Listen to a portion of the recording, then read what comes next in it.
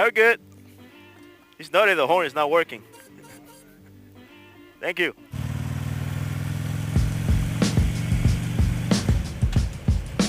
How you guys doing today? Today was a perfect day to take the bike for a ride and at the same time do a little test Insta 360 camera. To tell you the truth, this is my very first time playing with this camera. I got this camera probably a few weeks back, and I was just having a hard time to take it for a ride on the bike and get some footage and play with the Insta 360 software. If you guys seen on my previous video, I tested the GoPro Max 360, which I borrowed from one of my friends. There's something I didn't like about it, which I strictly use the GoPro software. Everything was rendered through GoPro with the latest software. I think the last update was January 2021. They revamped the whole software for the 360 desktop software. And I edit, render it, everything through GoPro. One thing that I didn't like is the stitching. You can kind of tell on the stitching, and that's something that kind of bothers me a little. I'm gonna test now the 360, the Insta 360 with their software. And one thing I'm gonna look into especially is the stitching, which is a very big deal for me. If you guys can see, I have the camera in a different angle. I have it on the back, but the only difference is I'm using I'm actually using the 360 stick, which I just noticed the stick doesn't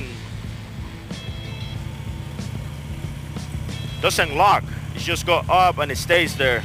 It has a little friction, but I just don't know how much of a bump can stand between start going down, which I'm a little hesitant about that, but I'm gonna give it a shot.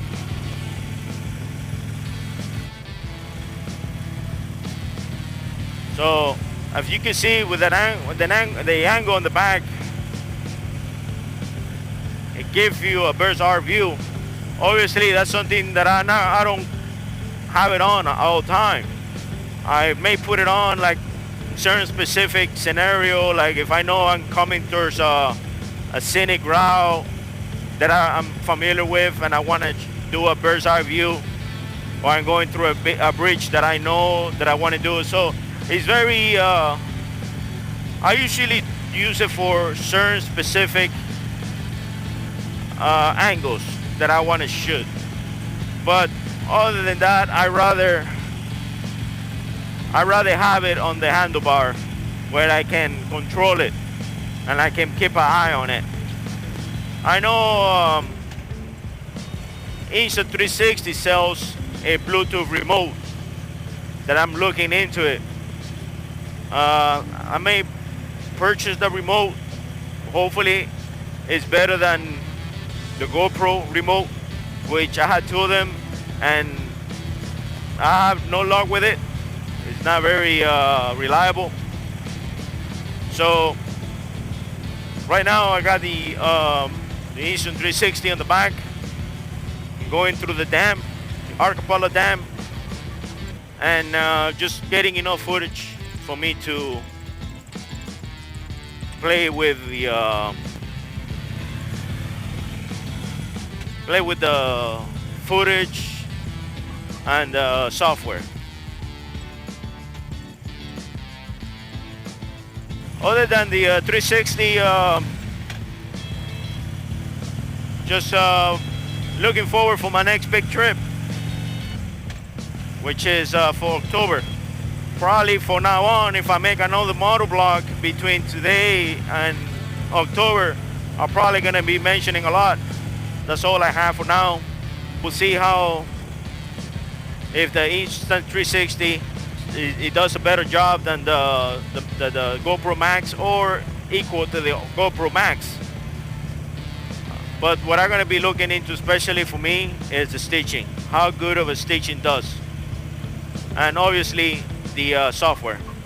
Okay guys, as you can see from the video that I shot with the Insta 360, so far it looks pretty good, you know, compared to the GoPro Max 360.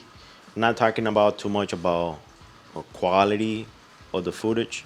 I'm talking about more when it comes for stitching using the native software, which I seen some videos on the 360 from other bloggers on the Max, the GoPro Max, like Paul on the Run.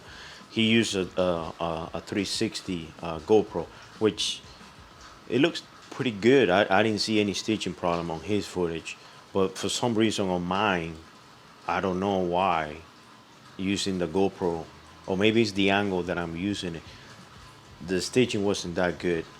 But even said though, I use the Insta 360 on the same spot, that I used the Max, the GoPro Max, and according to the footage, the stitching was made much better on the Insta 360, which is here. I use it right here on this part of the handlebar with the run arm, and I use the GoPro Max and I use the Insta 360 on the same spot, and I compared the stitching, and the Insta 360 came up pretty much better on the stitching, and that's one thing I was looking for. The other thing that I like with the Insta 360 was the this. It came with it. I forgot what they call this. It's the Insta 360 pole, whatever. I'm been thinking of using it. I'm putting it right here. That way, if I need to extend it, I could extend it more. So I'm gonna see how we're gonna do it. I'm gonna put an adapter with the RAN mount, and I use it right here. So that's one thing I'm gonna be testing. The other thing that I like about is the on the bracket that I have back here. Okay, the other shot that you guys saw is on here, on this special bracket that I made, that I put the pole right here, and I use it. The on the stitching, man, you can tell that the bracket, it looks perfect. That's a big plus that I like about the Insta 360. Keep it in mind, I never used it on the GoPro. I don't think I used it on the GoPro Max back here, but the Insta 360 did really well in here on the back. Other than that, I'm pretty much satisfied with the Insta 360. The Insta 360 did the job, did what I was looking into, which is the stitching. I think it performed pretty good with the software, using the native Insta 360 software. The other thing I haven't put them to use is the battery life. I haven't really using it for a whole day. I'm gonna see how it performs when it comes for battery life when I go on my next trip, using the battery for the during the whole day and taking 2-3 minute clips, and that's something that I'm gonna test on my next trip. But anyways, I'm gonna take some spare battery and compare, see if how it performs. But I don't think it should be a big deal if you just taking clips, 2, 3, 4 minutes clips, of 360 footage. But other than that, I'm pretty happy with it, and it's a keeper.